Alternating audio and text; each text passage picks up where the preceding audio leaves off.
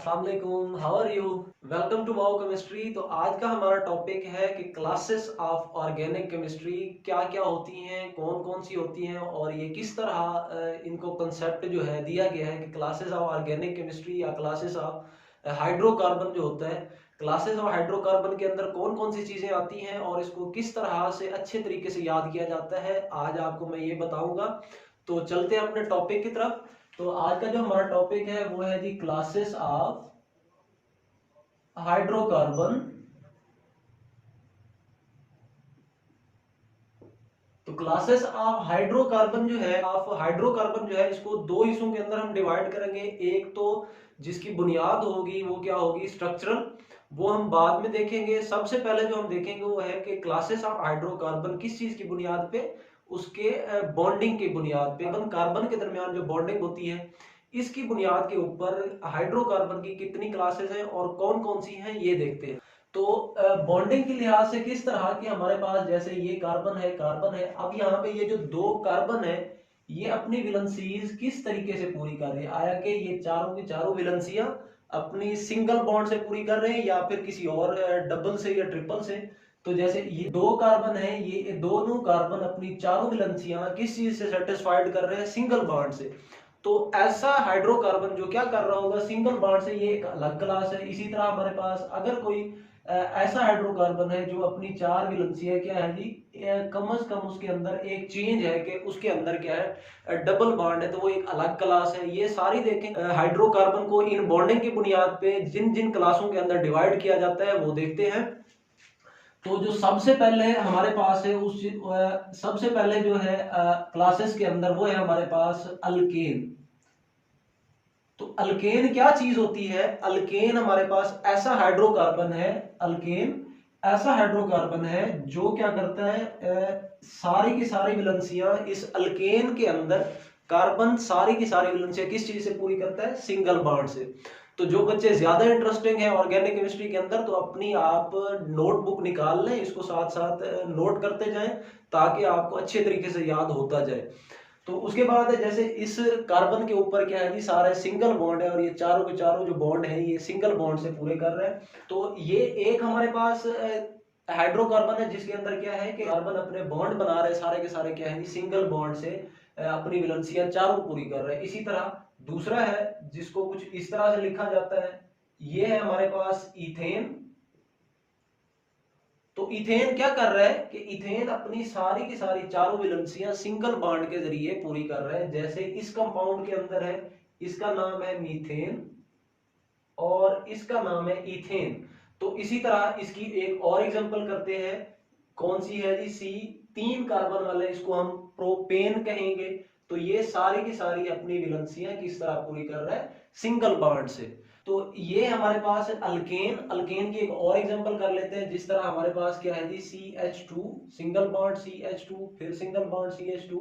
तो इस तरह ये है हमारे पास साइक्लो, ये हमारे पास क्या होगी जी, साइक्लो, और कितने कार्बन है, चार, तो ये होगी ब्यूटेन। तो ये हमारे पास साइक्लो ब्यूटेन। इस तरह जिस ऑर्गेनिक कंपाउंड के अंदर, जिस हाइड्रोकार्बन के अंदर कार्बन अपनी चारों वैलेंसियां सिंगल बॉन्ड से पूरी कर रहा होगा तो वो होगा हमारे पास क्या जी, अल्केन। तो उसको कहेंगे अल्केन। इसको नाम किस तरह दिया जाता है कि अल्केन जो है, नंबर ऑफ कार्बन गिन के, जो हमने पहले काउंटिंग पढ़ी थी उसके अंदर ब्यूट, एथ, मेथ, प्रोप वगैरह इस तरह का नाम दिया जाता है।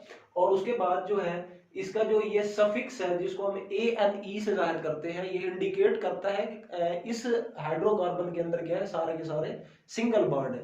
तो जो है इन सिंगल बॉन्ड की वजह से क्या आया है यहाँ पे ANE, और जो नंबर ऑफ कार्बन होते हैं वो क्या करते हैं, इसका प्रीफिक्स बनते हैं। जैसे हम लोग मीथेन लिखते हैं, इथेन लिखते हैं।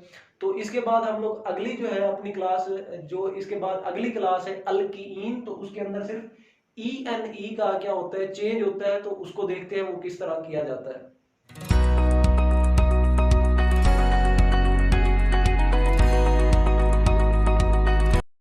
तो जो अगली क्लास है हमारे पास वो है अल्कीन। अल्कीन के अंदर, इसके अंदर चेंज क्या है कि उसके अंदर ANE था और यहाँ पे क्या है, ENE है। फर्क सिर्फ इतना आना है कि इसके अंदर जो पहले हमने पढ़ा था उसके अंदर कार्बन कार्बन के दरमियान और हर जगह पे कार्बन जो है वो सिंगल बॉन्ड से अपनी चारों वैलेंसी पूरी कर रहा था। लेकिन इसके अंदर क्या होगा कि इसके अंदर जैसे हमारे पास ये एक कंपाउंड है, इसको क्या बोला जाता है, इथीन बोला जाता है। अब जो ये कंपाउंड है ये अपनी कम अज कम कहीं ना कहीं कम अज कम एक डबल बॉन्ड अपने अंदर रखता है, या अपनी चारों वैलेंसी कार्बन कहीं ना कहीं डबल बॉन्ड से पूरी करता है। तो इसलिए इसके आखिर में क्या आएगा, अल्कीन आएगा, ENE। तो इसके अंदर क्या है कि इसको दो कार्बन है तो दो कार्बन की वजह से नाम दिया गया एथ। उसके बाद जो है हमारे पास इस डबल बॉन्ड की वजह से इसका आएगा सफिक्स, क्या आएगा, इन, ENE, तब इसका नाम बनेगा इथीन। तो जो ये सिंगल बॉन्ड होते हैं इसके ऊपर क्या होता है, हाइड्रोजन होता है। तो इसके बाद ये हमारे पास इसकी एक एग्जांपल होगी, उसके बाद दूसरी एग्जांपल करते हैं। तो ये है हमारे पास दूसरी एग्जांपल के जिसके अंदर इसको क्या बोला जाता है, एक दो तीन कार्बन है तो तीन कार्बन की वजह से इसका नाम होगा प्रोप। तो पहले हम इसका जो है प्रीफिक्स लिख लेते हैं, ये हमारे पास है प्रोप। और अब इसके अंदर क्या है कि कम से कम एक डबल बॉन्ड है, तो इस कम से कम एक डबल बॉन्ड के आने की वजह से इसका जो नाम होगा वो आगे क्या होगा, ENE। तो इस तरह आपने देखा कि हाइड्रोकार्बन की क्लास किस वजह से चेंज हो रही है, क्योंकि इसके अंदर जो बॉन्डिंग की नेचर है उसके अंदर क्या था कि सिंगल बॉन्ड था, इसके अंदर क्या है, डबल बॉन्ड है। तो इस डबल बॉन्ड आ जाने की वजह से इसके अंदर जो नेमिंग है वो भी चेंज हो जाएगी। तो इसी तरह एक और एग्जांपल करते हैं, जो हमारे पास एक और एग्जांपल है कि चार कार्बन है इसके अंदर। तो आपने अगर आपको मेंशन नहीं किया गया, इसका नोमेनक्लेचर आगे पढ़ेंगे तब इसको आप ज्यादा डिटेल से पढ़ेंगे। तो फिलहाल अगर आपको कोई मतलब इसके अंदर कोई मेंशन नहीं किया गया कि आप 2 इन बनाए 1 इन बनाए, तो तब तक आप कहीं पे भी क्या कर सकते हैं, डबल बॉन्ड लगा के उसको अल्कीन बना सकते हैं। तो उसके बाद है कि इसके ऊपर क्या है जी, एक कम से कम एक इसके ऊपर डबल बॉन्ड अब आ चुका है, क्योंकि अब इसके अंदर चार कार्बन है तो इसको नाम देंगे पहले ब्यूट का। कम से कम एक डबल बॉन्ड के आने की वजह से इसका जो आगे नाम होगा वो होगा इन। तो अगर यहाँ पे मैं क्या हटा देता हूं जो इसका डबल बॉन्ड है, तो अगर डबल बॉन्ड को हटा दिया जाए तब यहाँ पे क्या आएगा, ANE। तो क्योंकि यहाँ पे क्या है, डबल बॉन्ड है, इस डबल बॉन्ड के आने की वजह से यहाँ पे क्या आएगा, ENE आएगा। तो इस तरह क्या होता है कि एक डबल बॉन्ड यानी बॉन्ड की नेचर चेंज होने से क्या होगा कि उसकी क्लास का जो हाइड्रोकार्बन का नेम है वो चेंज हो जाएगा। तो इसके अंदर क्या हुआ है कि इस डबल बॉन्ड के आने की वजह से जो इसका हाइड्रोकार्बन का नाम है वो क्या हो जाएगा, चेंज हो जाएगा। तो इसी तरह इसके साथ जो और होगा वो क्या होंगे, सारे के सारे हाइड्रोजन होंगे। तो यहाँ पे भी हाइड्रोजन आएगा, यहाँ पे भी एक हाइड्रोजन हाइड्रोजन। तो इस तरह क्या होगा, कार्बन अपनी वैलेंसी, अब इसके साथ क्या होगा कि 2 3 4 5 यहाँ पे हाइड्रोजन नहीं आएगा। क्यों, क्योंकि अब जो है कार्बन जो है दो बॉन्ड इससे बना रहा है और दो बॉन्ड क्या बना रहा है, इससे। तो इसलिए इस कार्बन के साथ भी इसी तरह दो यहां से है, तीसरा ये है, चौथा ये है, तो इसके साथ कोई भी हाइड्रोजन नहीं आएगा। तो उसके बाद क्या है, इसके ऊपर क्या है, तीन हाइड्रोजन आएंगे, इसके ऊपर भी एक हाइड्रोजन है। तो इस तरह ये जो है हमारे पास ये क्या है, एक ब्यूटीन है। तो आगे एक एग्जांपल करते हैं इसकी, जिसके अंदर क्या है, आप एक चेन बना लें कि यहाँ पे क्या है, एक और कार्बन है। अब कहीं पे हम लोग क्या कर लेते हैं, इसका डबल बॉन्ड आगे बना लेते हैं कि कोई हमारे पास एक क्या है जी, यहाँ पे एक डबल बॉन्ड है तो बाकी सबके साथ क्या होगा, सिंगल बॉन्ड है। तो इस तरीके से क्या होगा, अब इस कार्बन में दो यहां से बनाए हुए, एक यहां से, तो इसके साथ बाकी एक हाइड्रोजन आएगा, वो चाहे आप ऊपर लिखें या नीचे। उसके बाद क्या, इस कार्बन में दो बनाए हुए तो इसको क्या है जी, दो हाइड्रोजन की जरूरत है।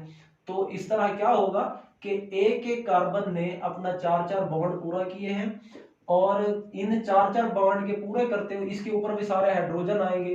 तो किसी ना किसी एक कार्बन ने डबल बॉन्ड बनाया, तो इसीलिए इसका नाम भी इन वाला आएगा, एन वाला नहीं आएगा। तो ये सारे क्या होंगे, हमारे पास अल्कीन होंगी। अल्कीन एक ऐसी हाइड्रोकार्बन है कि जिसके अंदर कार्बन कम से कम कहीं ना कहीं एक डबल बॉन्ड बना रहा होता है। तो उसके बाद जो हम देखेंगे इसकी नेक्स्ट टाइप है वो किस तरीके से होता है, जिसका नाम YNE से स्टार्ट होता है। तो उसके अंदर कौन सी बॉन्डिंग होती है, किस तरीके से होती है, वो देखते हैं।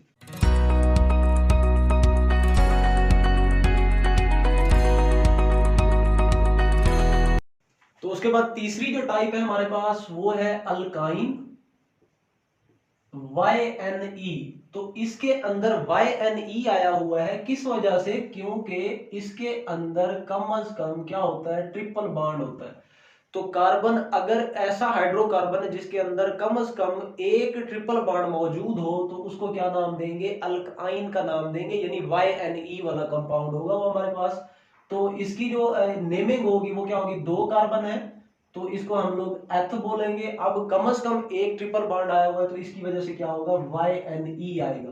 तो ये हमारे पास क्या होगा? इसका कंपाउंड होगा इथाइन।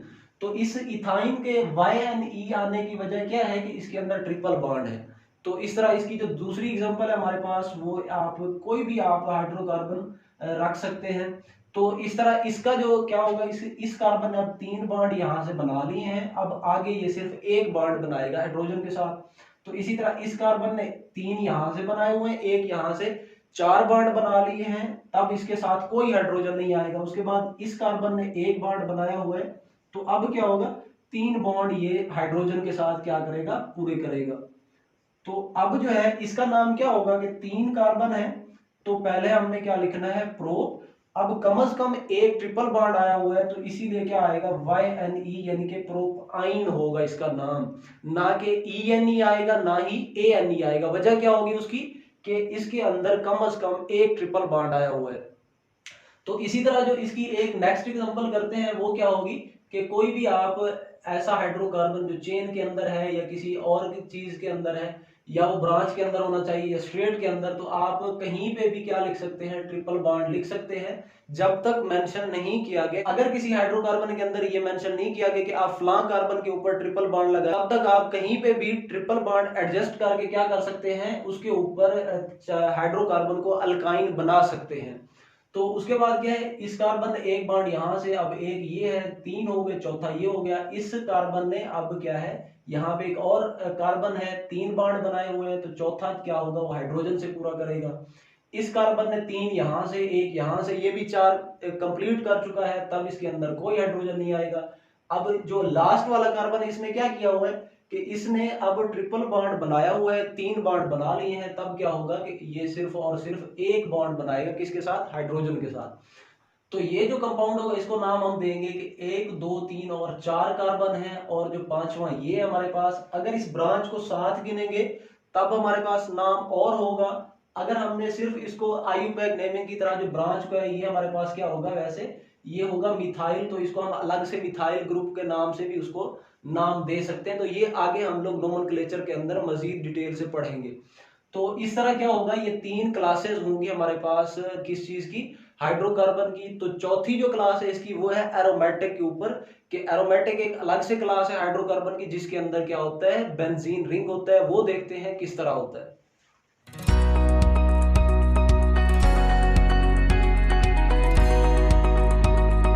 जी तो व्यूअर, आगे जो हमारे पास लास्ट इसकी क्लास है वो कौन सी है? कि एरोमेटिक। एरोमेटिक हाइड्रोकार्बन जो होते हैं, एरोमेटिक हाइड्रोकार्बन की ये शर्त है, ये कंडीशन है, एरोमेटिक हाइड्रोकार्बन तब बनेगा जब उसके अंदर कम से कम एक बेंजीन रिंग हो, या एक बेंजीन रिंग हो, या उसके अंदर एक बेंजीन रिंग वाला फार्मूला होना चाहिए, C6H6। तो ये एक बेंजीन रिंग है, इसके अंदर क्या होता है? Alternate double. तो इस हाइड्रोकार्बन के अंदर क्या होता है? कि अल्टरनेट डबल और सिंगल बॉन्ड होता है। एक साइड पे आप देख रहे हैं कि डबल है, फिर सिंगल है, फिर डबल, सिंगल, डबल और सिंगल बॉन्ड। तो ये एक एरोमेटिक कंपाउंड है बेंजीन। तो ऐसे हाइड्रोकार्बन जिनके अंदर एटलीस्ट 1 बेंजीन रिंग होता है, वो हमारे पास क्या कहलाता है? एरोमेटिक हाइड्रोकार्बन कहलाता है। क्या कहलाता है जी? Aromatic hydrocarbon.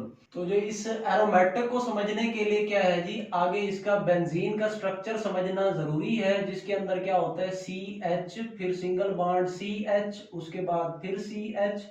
तो इसके अंदर 6 कार्बन होते हैं और 6 हाइड्रोजन होते हैं। तो इस तरह इसके अंदर अल्टरनेट डबल और सिंगल बॉन्ड होता है। इसके अंदर एक डबल, फिर सिंगल, डबल और सिंगल, इस तरह क्या होता है? इसके अंदर अल्टरनेट डबल बॉन्ड और सिंगल बॉन्ड होता है। तो इस तरह इसकी हमारी हाइड्रोकार्बन की क्लासेस कंप्लीट होती हैं। और अगली क्लासिफिकेशन ऑफ हाइड्रोकार्बन को समझने के लिए इन क्लासेस को समझना पहले जरूरी है। उसके बाद हम लोग आगे करेंगे क्लासिफिकेशन ऑफ हाइड्रोकार्बन, किसकी बुनियाद पे? स्ट्रक्चर की बुनियाद पे कि हाइड्रोकार्बन के स्ट्रक्चर कैसे होते हैं, उसकी बुनियाद के ऊपर उसकी क्लासिफिकेशन करेंगे। तो उम्मीद करता हूँ आपको ये वीडियो अच्छी लगी होगी। तो काइंडली हमारे चैनल को सब्सक्राइब करें और साथ में दिए गए बेल आइकन को भी प्रेस करें, ताकि आपको हमारी हर नई आने वाले वीडियो का नोटिफिकेशन बर वक्त मिलता रहे। तो मिलते हैं अपनी नेक्स्ट वीडियो के अंदर, तब तक अपना ख्याल रखिएगा। अल्लाह हाफिज।